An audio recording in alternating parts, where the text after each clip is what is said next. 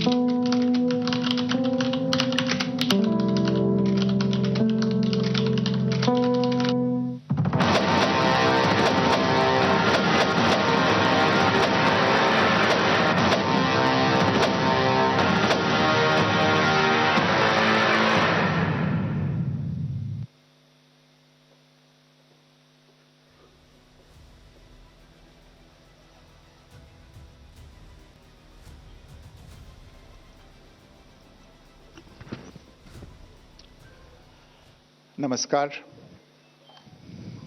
इस ब्रीफिंग में शामिल होने के लिए आप सभी का धन्यवाद।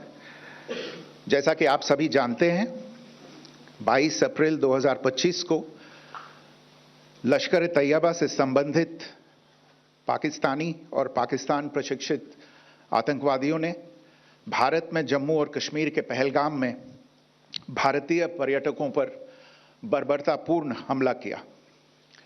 25 भारतीयों और एक नेपाली नागरिक को कायरतापूर्ण मौत के घाट उतार दिया गया।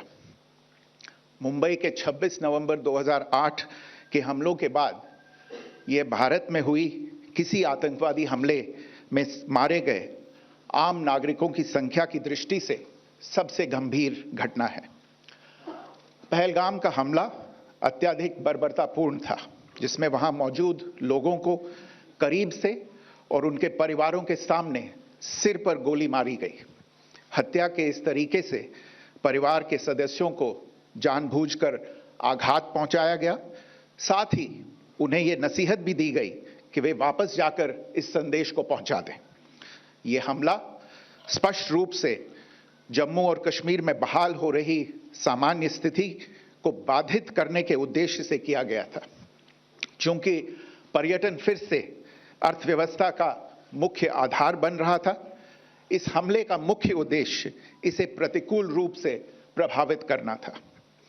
पिछले वर्ष आप सभी जानते हैं 2.25 करोड़ से अधिक पर्यटक कश्मीर आए थे।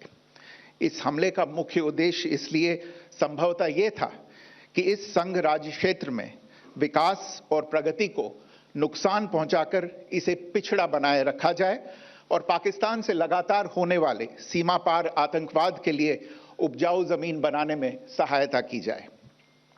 हमले का यह तरीका जम्मू और कश्मीर और शेष राष्ट्र दोनों में सांप्रदायिक दंगे भड़काने के उद्देश्य से भी प्रेरित था।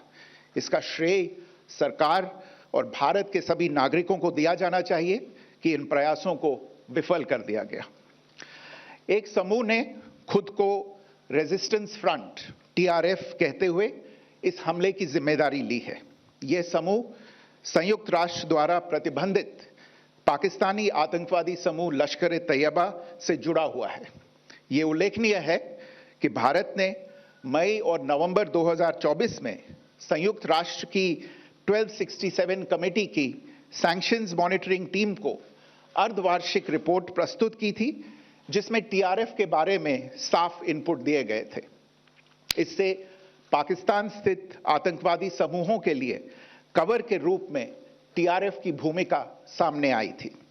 इससे पहले भी दिसंबर 2023 में भारत ने इस टीम को लश्कर-ए-तैयबा और जैश-ए-मोहम्मद के बारे में सूचित किया था, जो टीआरएफ जैसे छोटे आतंकवादी समूहों के माध्यम से अपनी गतिविधियों को संचालित कर रहे हैं। इस संबंध में 25 अप्रैल को यूएन सिक्योरिटी काउंसिल प्रेस वक्तव्य में टीआरएफ के संदर्भ को हटाने के लिए पाकिस्तान के दबाव पर भी ध्यान दिया जाना चाहिए। पहलगाम आतंकवादी हमले की जांच से पाकिस्तान के साथ आतंकवादियों के संपर्क उजागर हुए हैं। रेजिस्टेंस फ्रंट द्वारा किए गए दावे और लश्कर-ए-तैयबा से ज्ञात सोशल मीडिया हैंडल द्वारा इसको रीपोस्ट किया जाना इसकी पुष्टि करता है। चश्मदीद गवाहों और विभिन्न जांच एजेंसियों को उपलब्ध अन्य सूचनाओं के आधार पर हमलावरों की पहचान भी हुई है। हमारी इंटेलिजेंस ने इस टीम के योजनाकारों और उनके समर्थकों की जानकारी जुटाई है। इस हमले की रूपरेखा भारत में सीमा पार आतंकवाद को अंजाम देने के पाकिस्तान के लंबे ट्रैक रिकॉर्ड से भी जुड़ी हुई है, जिसके लिखित और स्पष्ट दस्तावेज उपलब्ध हैं। पाकिस्तान दुनिया भर में आतंकवादियों के लिए एक शरण स्थल के रूप में पहचान बना चुका है। यहां अंतर्राष्ट्रीय स्तर पर प्रतिबंधित आतंकवादी सजा पाने से बचे रहते हैं। इसके अलावा पाकिस्तान ने इस मुद्दे पर विश्व और फाइनेंशियल एक्शन टास्क फोर्स जैसे अंतर्राष्ट्रीय मंचों को जानबूझकर गुमराह करने के लिए भी जाना जाता है। साजिद मीर का मामला, जिसमें इस आतंकवादी को पाकिस्तान ने मृत घोषित कर दिया था और फिर अंतर्राष्ट्रीय दबाव के परिणाम स्वरूप वो जीवित पाया गया, इसका सबसे स्पष्ट उदाहरण है। ये स्वाभाविक है कि पहलगाम में हुए इस हमले से जम्मू और कश्मीर के साथ साथ भारत के अन्य भागों में भी आक्रोश देखा गया। हमलों के बाद भारत सरकार ने स्वाभाविक रूप से पाकिस्तान के साथ संबंधों को लेकर कुछ कदम उठाए। आप सभी उन निर्णयों से अवगत हैं जिसकी घोषणा 23 अप्रैल को की गई थी।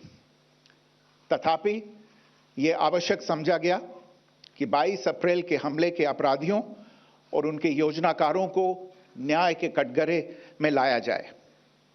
हमलों के एक पखवाड़े के बाद भी पाकिस्तान द्वारा अपने क्षेत्र या अपने नियंत्रण वाले क्षेत्रों में आतंकवादियों की इंफ्रास्ट्रक्चर के विरुद्ध कार्रवाई करने के लिए कोई स्पष्ट कदम नहीं उठाया गया है। उल्टे वो इनकार करने और आरोप लगाने में ही लिप्त रहा है। पाकिस्तान आधारित आतंकवादी मॉड्यूल्स पर हमारी खुफिया निगरानी ने संकेत दिया है कि भारत के विरुद्ध आगे भी हमले हो सकते हैं। अतः इनको रोकना और इनसे निपटना दोनों को बेहद आवश्यक समझा गया। आज सुबह, जैसा कि आपको ज्ञात होगा, भारत ने इस तरह के सीमा पार हमलों का जवाब देने और उन्हें रोकने तथा उनका प्रतिरोध करने के अपने अधिकार का प्रयोग किया है। ये कार्यवाही नपीतुली, नॉन एस्केलेटरी, आनुपातिक और जिम्मेदारीपूर्ण है। ये आतंकवाद की इंफ्रास्ट्रक्चर को समाप्त करने और भारत में भेजे जाने वाले संभावित आतंकवादियों को अक्षम बनाने पर केंद्रित है। आपको यह भी स्मरण होगा कि 25 अप्रैल 2025 को संयुक्त राष्ट्र सुरक्षा परिषद ने पहलगाम आतंकवादी हमले पर एक प्रेस वक्तव्य जारी किया था, जिसमें आतंकवाद के इस निंदनीय कार्य के अपराधियों, आयोजकों, फाइनेंसरों और प्रायोजकों को जवाबदेह ठहराने और उन्हें न्याय के दायरे में लाने की आवश्यकता पर जोर दिया गया था। भारत की आज की इस कार्रवाई को इसी संदर्भ में देखा जाना चाहिए।